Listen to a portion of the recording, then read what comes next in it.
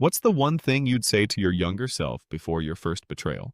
My sister, Heather, has always had a way of making people feel small without raising her voice or breaking a sweat. She never needed to be loud. Her words were polished, cold, and clinical, like a rejection email you can't even be mad at because it sounds so damn professional. That Thursday night, I was standing at the edge of my bed, one heel on, the other still in my hand, trying to decide whether the neckline on my dress was too low or just low enough to make me feel like I belonged at Heather's fancy dinner. I was nervous, but more than that, I was excited. I hadn't seen most of the family in months, and despite everything, I still wanted to be included. I had bought a bottle of red wine I could barely afford from a tiny shop 2 blocks down, chosen only because the man behind the counter said it had depth and nerve, and for some reason, I thought that described me too. Then came the text. Short. Brutal. Final. Just a heads up, tonight's dinner is for people with real jobs only. Don't make it awkward. I stared at my phone for so long that the screen dimmed and my reflection looked back at me in the darkened glass, mocking me with that expression you get when you've been hit hard, but haven't started crying yet.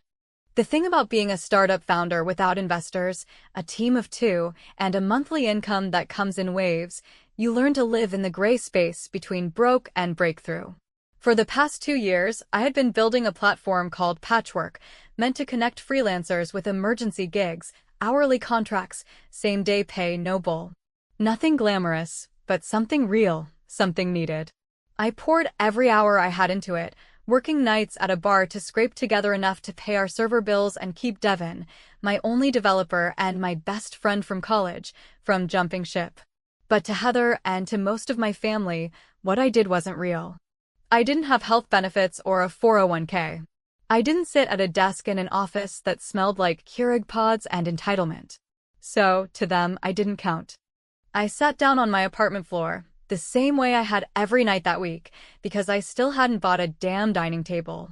The wine sat unopened.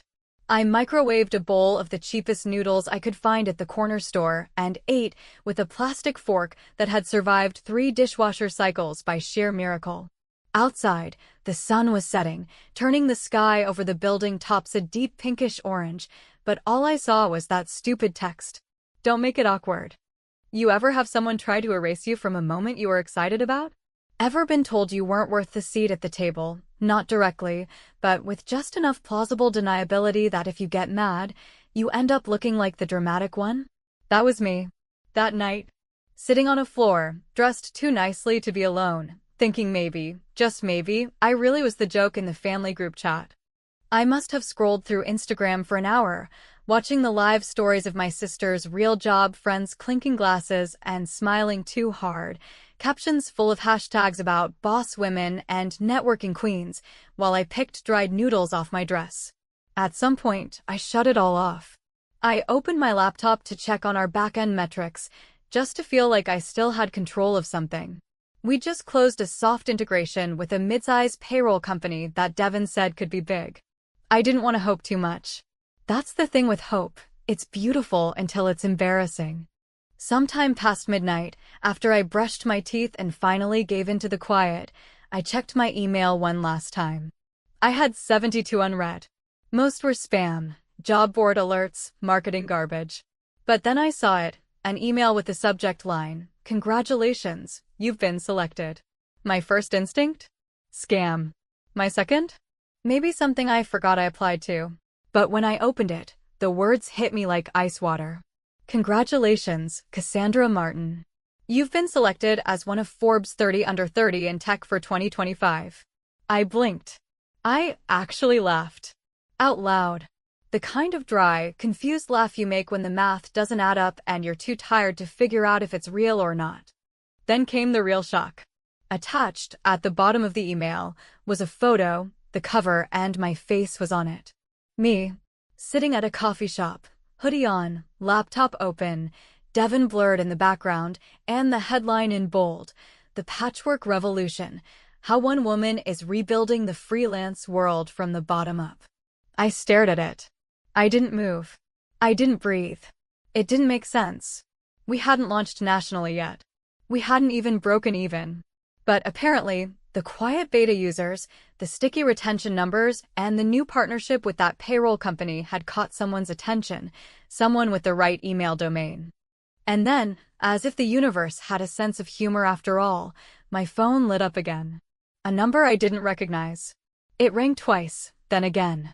Voicemail. Then a message popped up. Short. Slippery. Hey Cass, it's Jason. Heather's fiancé. Mind if we chat sometime this weekend? Got a little something you might be interested in. Congrats on the Forbes thing, BTW. That was the moment it clicked. Not just that something had shifted, but that everything had. The floor I was sitting on? That was the last time I'd ever eat on it. The plastic fork? The last one I'd ever use. And the sister who told me not to come to dinner because I didn't have a real job? Well, she was about to find out how real I could get. And, tell me something, if someone shut the door in your face, then came knocking the moment the wind changed, would you open it? Or would you make them stand out there and sweat? By the time the sun pushed through the dusty blinds of my apartment the next morning, cutting sharp lines across the bare floorboards and the now empty wine bottle I never managed to open, my phone was vibrating so violently it had crawled halfway off my nightstand and onto the floor like it was trying to escape. I didn't need to check the screen to know something had happened. I could feel it in the air, that strange shift when you go to sleep as one thing and wake up as another. When I finally rolled over, still in last night's dress, still wearing one earring and the faint outline of mascara under my eyes, I saw the notifications. Over 200 messages, missed calls, emails, pings from apps I hadn't opened in months. For a split second, I thought someone had died. But as soon as I opened the first one, a message from my college roommate that just said, "Holy shit, look at you," and then another from a guy I went on 2.5 dates with last summer. Damn, Cassie, didn't know. I was out here dating Forbes cover girls. I knew it had gone live. The Forbes list wasn't just out, it was everywhere. Screenshots of the cover flooded Twitter. LinkedIn was a digital parade of people tagging me in posts, most of them writing carefully manicured reflections about the hustle economy, grit, and women in tech, using my name like it had always meant something to them, like we were always friends. Like they didn't ignore my calls when I asked for referrals. I sat up slowly, as if any sudden movement might break the spell, and stared at the photo again, me in that coffee shop, elbows on the table, mid-sentence, not even aware the picture was being taken. I remembered that day. Devin had set up a meeting with someone he called a maybe investor, which turned out to be a junior analyst with a blog and a decent camera. I remembered feeling disappointed, then brushing it off, laughing at myself for thinking anyone serious would be interested in what we were doing. I hadn't realized then that the blog was followed by someone who mattered. I hadn't realized that someone had been watching. Within the hour, my inbox was a battlefield of conflicting energy. Investors suddenly very interested in hearing more about our scalable model, recruiters offering me C-level positions at companies I used to admire from afar, people asking if they could feature my story on their platforms, as if they weren't all just trying to ride the wave before it crashed. I answered none of them. Not yet. Not until I understood what this meant, what I was supposed to do with it. And then, tucked between the dozens of congratulatory texts and veiled investment pitches, I saw the one message I couldn't ignore. Jason. Heather's fiancé. The guy who once asked me, while swirling a glass of overpriced scotch at a family holiday party, if I'd ever considered just getting a job like everyone else. His message was short, informal, suspiciously friendly. Hey Cass. Would love to catch up sometime this week, maybe grab coffee? Congrats on the Forbes thing. Big moves. There was something in the tone that made my stomach tighten, not from nerves, but from recognition. This wasn't a "hey congrats" text. This was a pitch in disguise, and I knew it because I'd spent the last 2 years writing the same kind of emails to people way above my pay grade, hoping they'd take the bait. Jason wasn't proud of me. Jason had sniffed opportunity, and now he was coming closer. Still, I didn't reply right away. I watched Heather's Instagram story go from champagne flutes and curated flat lays the night before to absolute silence the next morning. No post. No tag. Not even a comment. She hadn't acknowledged the list at all. For someone who practically lived in the digital spotlight and reposted every half-hearted compliment like it was a Pulitzer, the silence was telling. It wasn't just passive-aggressive. It was strategic. She was waiting, watching, deciding how to respond without admitting she'd underestimated me. By mid-afternoon, the first call came in. A real one. A known VC firm. Someone I'd pitched to over a year ago who told me, and I quote, "Not a fit for us at this time. Come back when you have real traction." Now they were suddenly impressed with our organic growth and user retention, wanting to hop on a quick Zoom to discuss next steps.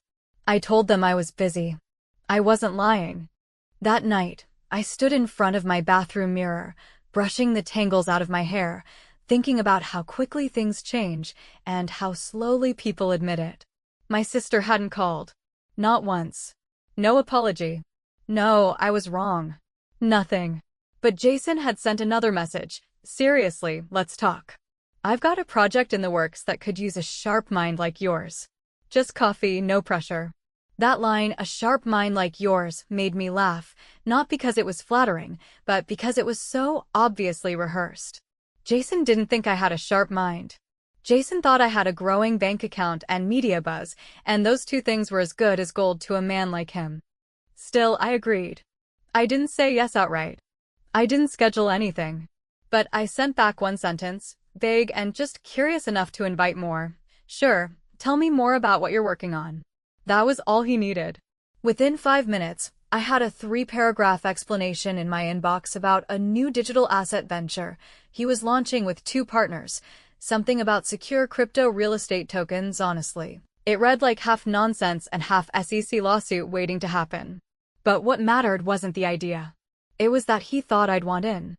I closed the laptop. I walked to my small kitchen. I looked around at the apartment that still smelled like ramen and cheap candles and wondered how long I'd be here. Something had changed. Not just out there in the media or in the minds of people who'd once dismissed me, but inside me. I felt different. I felt dangerous. And maybe that's what scared them most. Not that I had succeeded, but that I had done it without their help.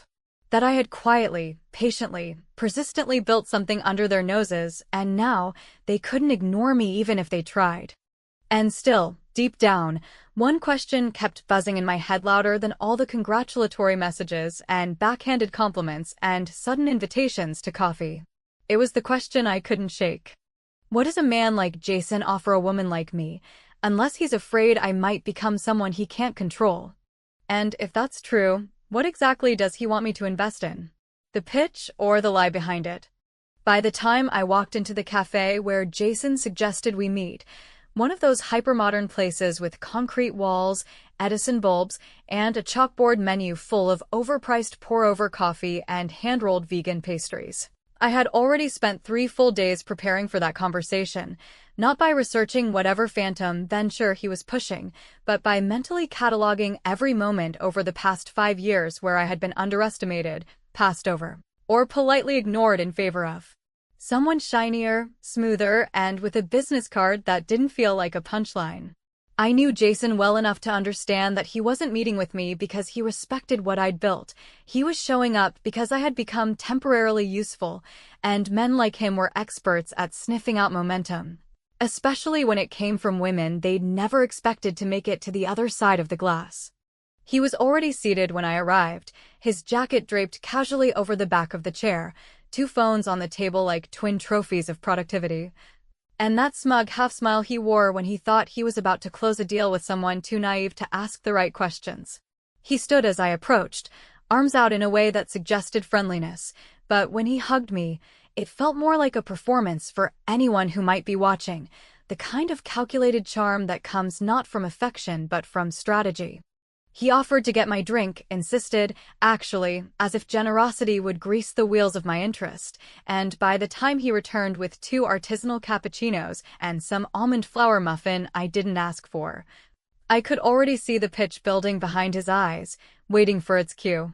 Jason wasn't a dumb man, not in the traditional sense.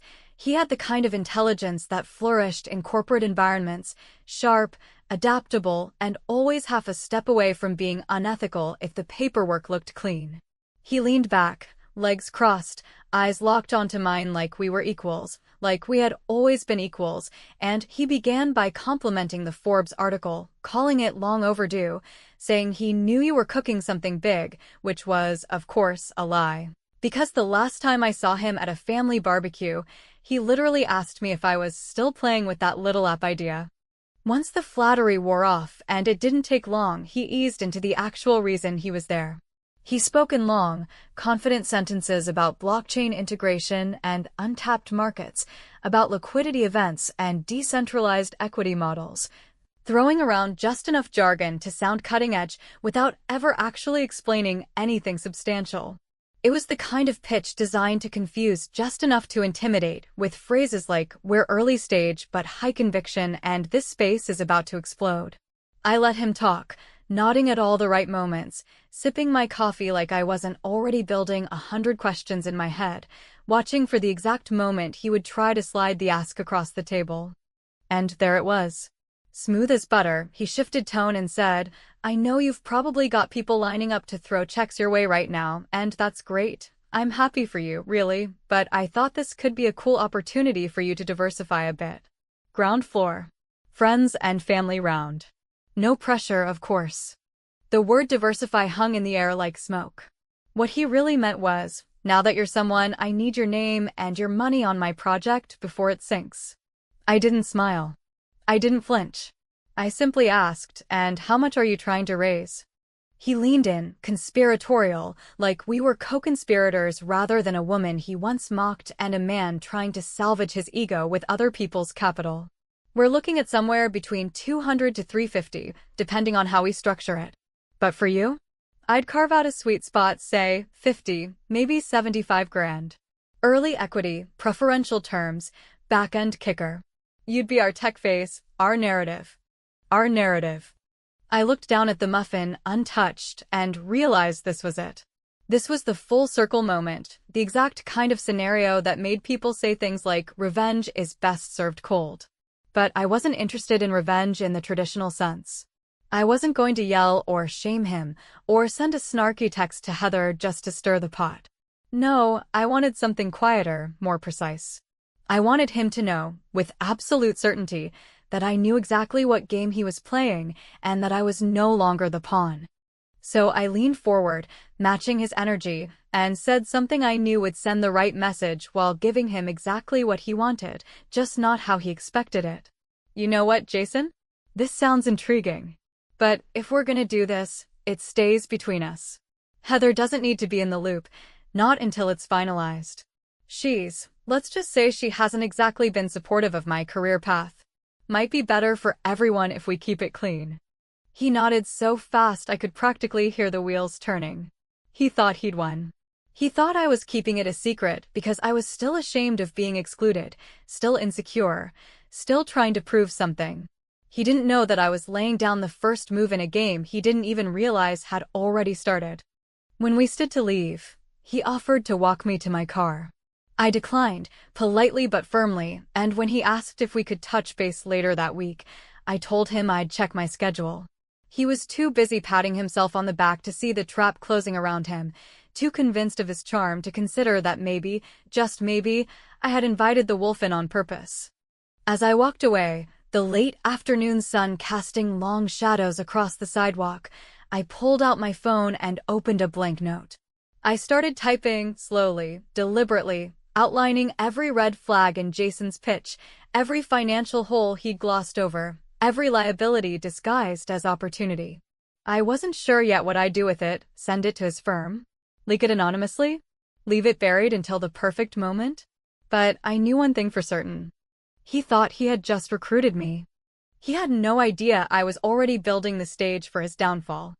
I hadn't planned on hosting anything, let alone a dinner with tablecloths and imported wine and actual cloth napkins folded into pointless little shapes, but something in me, maybe the part that remembered every time Heather rolled her eyes when I spoke about patchwork, or every time she corrected me in front of our relatives just to reinforce her status as the successful sister, needed to see her reaction up close, needed to witness the exact moment her certainty cracked, because there's a difference between hearing someone's doing well and seeing them sit at the head of the table you never thought they'd be invited to.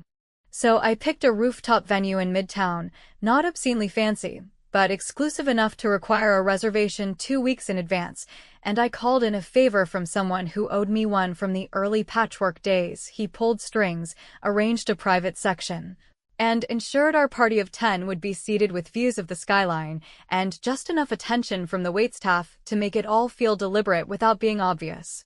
I sent the invitations out one by one. A couple of former classmates now working at tech companies that had recently partnered with us, a low-key investor who'd been part of our angel round but had promised discretion, a representative from the company that had acquired a stake in Patchwork, and, of course, Devin, who had agreed to come only if I promised not to make him talk to strangers for more than 10 minutes at a time.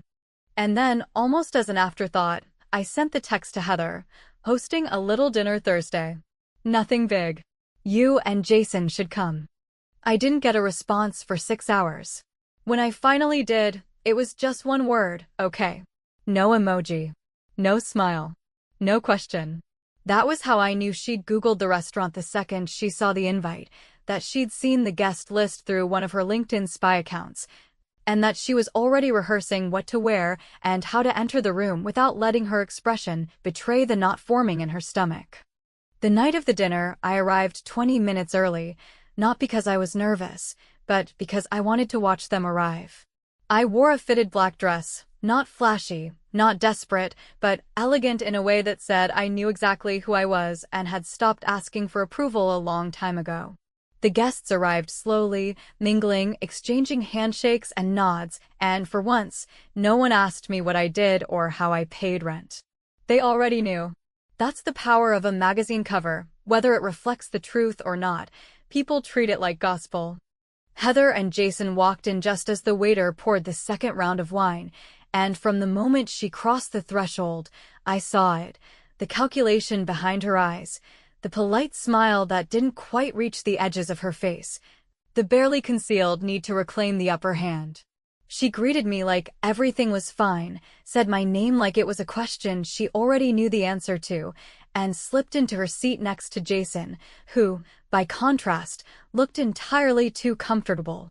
He shook a few hands, made a couple of casual jokes about finally catching up with Cassie in the big leagues, and at one point, he even slapped Devin on the back and told him he should consider joining his venture if Patchwork ever went public and got boring. Devin, to his credit, just nodded silently and later texted me under the table, "This guy's a walking lawsuit." Dinner was flawless, courses arriving like choreography, wine paired with every plate, background music just loud enough to fill the silences, but never interrupt the conversation. I let the night unfold, playing hostess, gracious and composed, as I steered the conversation between business trends and product roadmaps, never once bringing up the Forbes list, never once acknowledging the reason we were all there. I didn't have to. It hovered above the table like a second chandelier, lighting everything with a soft, inescapable glow. And then, somewhere between the third course and dessert, the moment presented itself. One of the guests, a partner from the firm that had acquired us, asked, with an amused smile, how Jason and I knew each other. Jason jumped in, halfway through his wine, with the confidence of someone who thought his secrets were buried deeper than they really were. "Family, technically," he said, with a wink. "Well, soon to be. Cassie's my fiancé's sister. Funny how life works, right? I mean, who knew this one would end up being the mogul in the family?" The table laughed politely, but I didn't.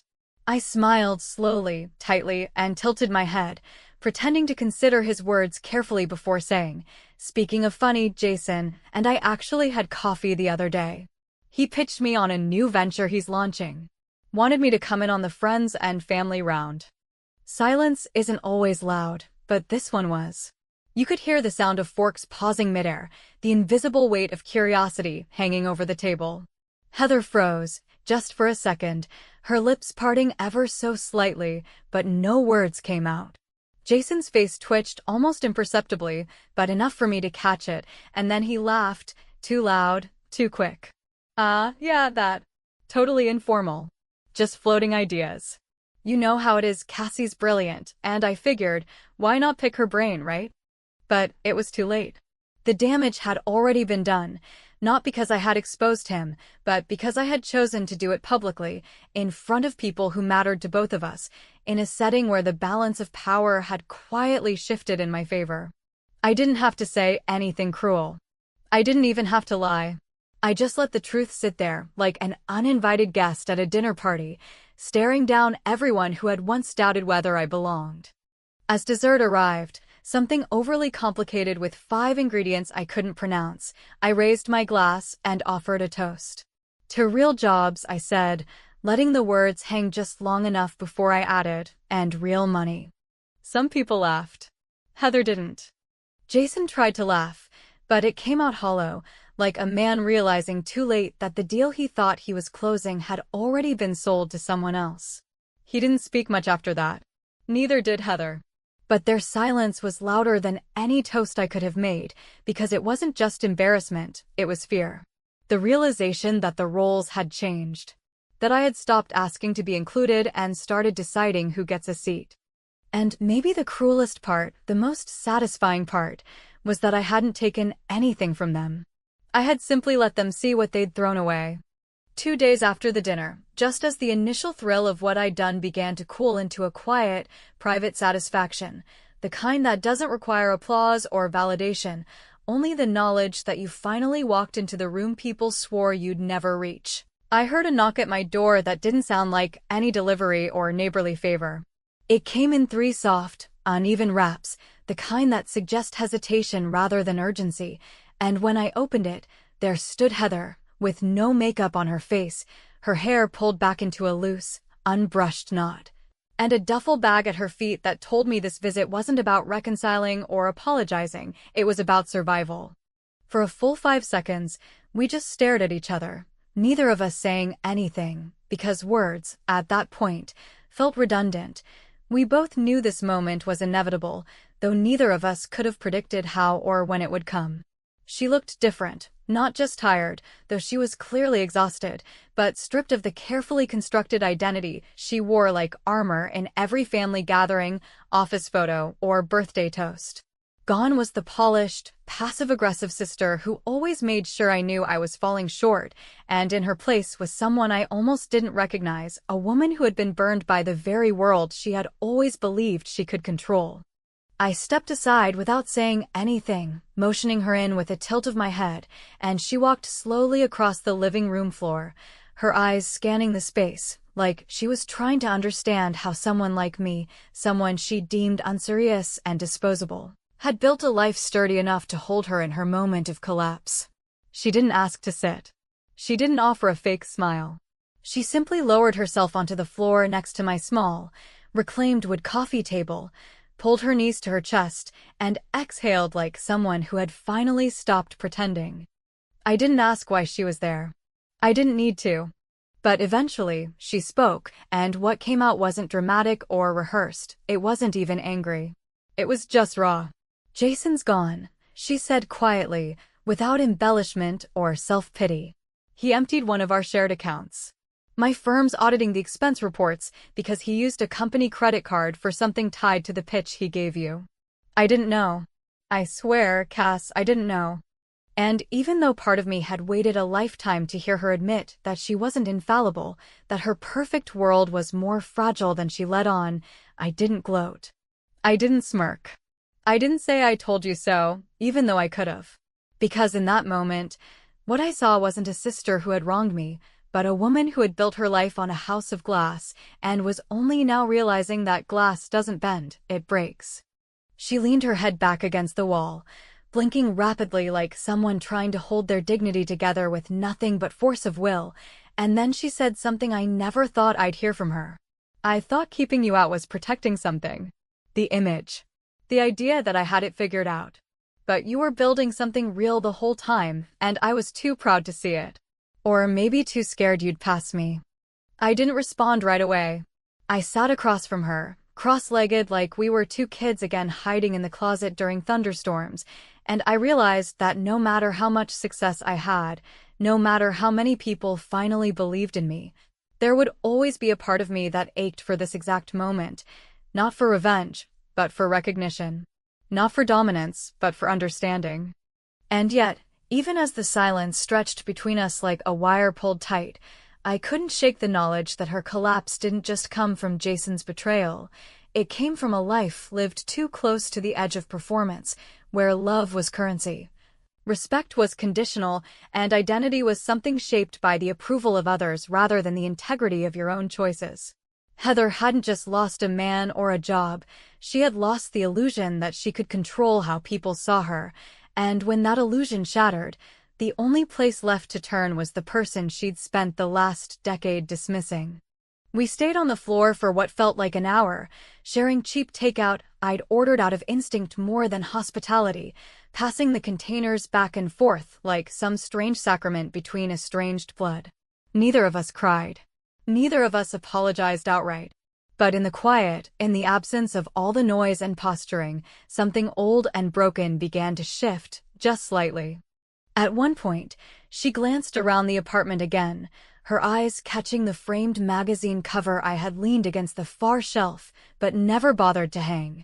She looked at it for a long time, and then turned back to me with a flat, almost expressionless voice. "You really think I didn't know who you were becoming?" "I knew. I just didn't want to be the lesser sister."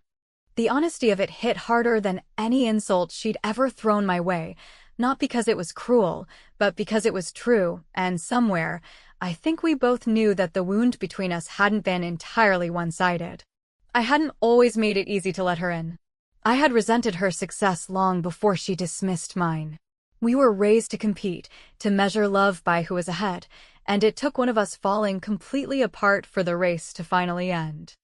I stood and walked to the small table by the front door, pulled out a folded lease agreement I had printed the week prior, not because I expected her to come crawling, but because a part of me, deeply buried beneath the pride and scars, had hoped for a moment when helping her wouldn't feel like surrendering. I handed it to her without explanation, and she looked down at the page, her brow furrowing slightly as she processed what it was. "I'll email you the terms tomorrow," I said quietly, not out of coldness, but out of clarity. 1 bedroom. Short term. Month to month. We keep it simple. She nodded, saying nothing, but her eyes shimmered with the kind of gratitude that doesn't need language.